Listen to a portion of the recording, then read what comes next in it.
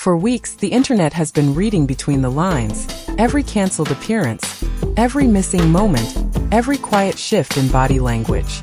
And tonight it finally happened.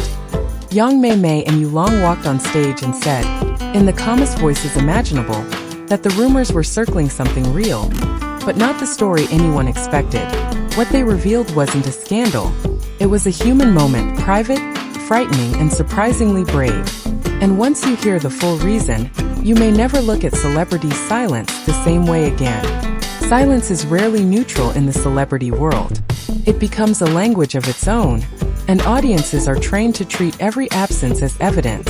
When Yang Mei Mei and Yulong stopped appearing together as often, the public didn't simply notice, they interpreted. A cancelled schedule becomes a headline. A late-night departure becomes a theory. Even a small change in online behavior can feel like a coded confession. In that atmosphere, silence does not create calm. It creates heat. Yet the deeper truth is that silence is sometimes not a tactic at all. It can be a form of self-protection when people are overwhelmed and do not yet have the emotional clarity to speak.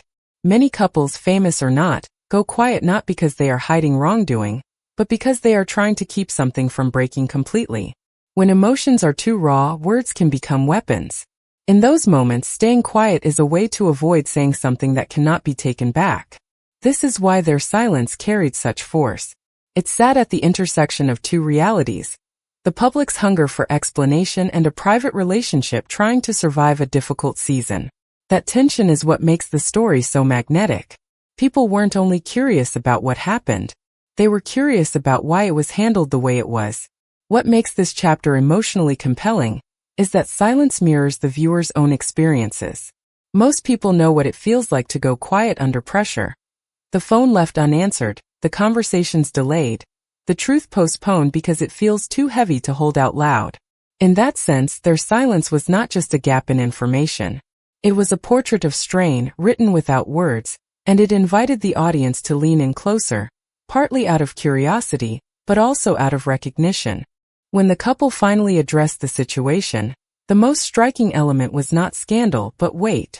The revelation wasn't built like entertainment. It landed like something real, something that had been carried in the body for weeks.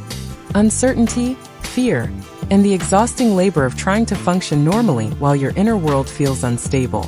In a media environment that often rewards extremes, this kind of truth is almost disarming because it refuses to perform. What audiences often call drama is usually just a visible symptom of invisible pressure. A relationship doesn't suddenly turn cold. It becomes tired. Two people don't stop loving each other overnight. They stop sleeping properly, stop eating well, stop feeling safe. Pressure narrows your thinking.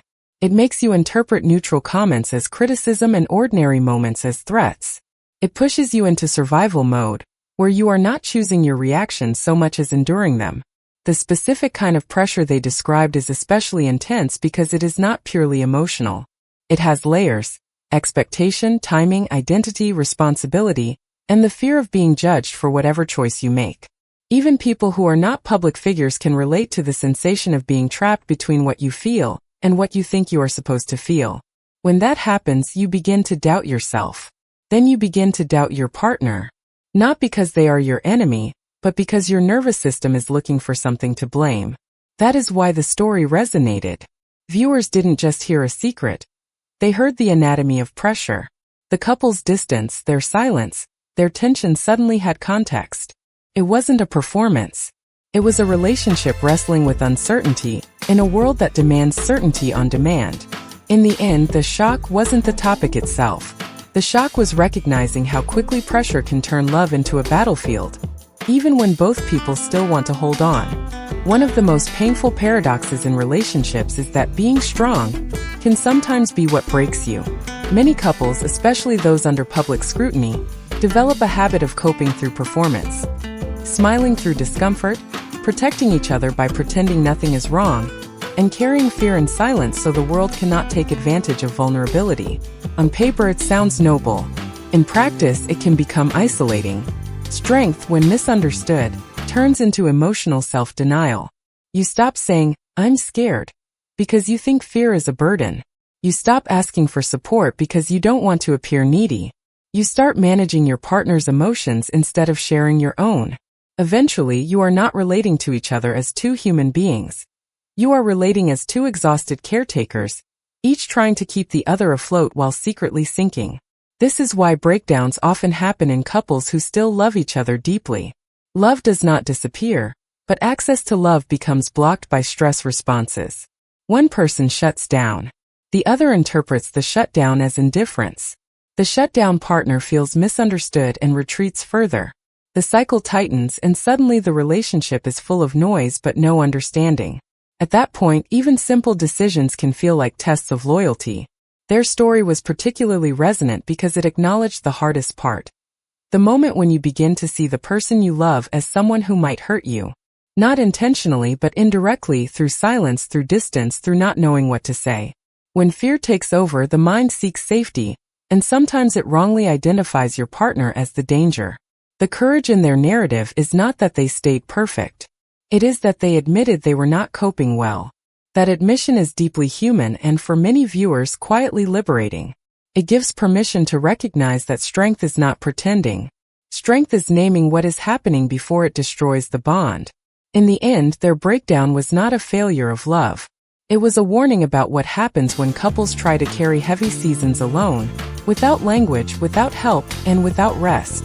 The turning point in their story was not a dramatic apology, a grand gesture, or a carefully staged moment for cameras. It was something far rarer in public narratives. Two people choosing to talk in a way that prioritized understanding over winning. That matters because many relationships do not collapse from one big event. They collapse from the slow accumulation of misheard sentences, interrupted truths, and the quiet belief that being understood is no longer possible. Real conversation is not simply speaking. It is staying present. It is letting your partner's feelings exist without immediately defending yourself. It is asking questions you are scared to hear the answers to. It is admitting, I don't know how to comfort you, rather than pretending you do. In high-pressure situations, that kind of honesty can feel humiliating, but it is also the doorway back to closeness. What makes this part emotionally powerful is its realism. Healing was described through ordinary life. Cooking, walking, sharing small laughs, returning to routine. That is often how relationships recover, not through perfect speeches, but through the decision to be gentle again. Routine becomes a form of trust building. When you make tea for someone, you are not solving everything, but you are communicating, I'm still here. When you sit beside them without forcing conversation, you are saying, we can be quiet together, not alone. There is also a deeper lesson. Communication is not a one-time event. It is a practice. Couples often think the goal is to find a final answer that fixes everything. In truth, the goal is to build a habit of returning to each other, especially when you are frightened. That is why talking becomes a lifeline. It does not remove uncertainty. It creates a shared space where uncertainty is bearable. For viewers, this was the most hopeful part. It reframed the story from relationship in trouble to relationship learning. It suggested that love is not proven by never struggling, but by how you choose each other when struggling becomes unavoidable. If you appreciate storytelling that goes beyond noise and brings you the human truth behind the headlines, please subscribe to Update X24H. Thank you for watching, for staying thoughtful, and for choosing empathy in a world that often rushes to judge. Keep your notifications on and stay with us, because the next update may change the way you see today's biggest stories.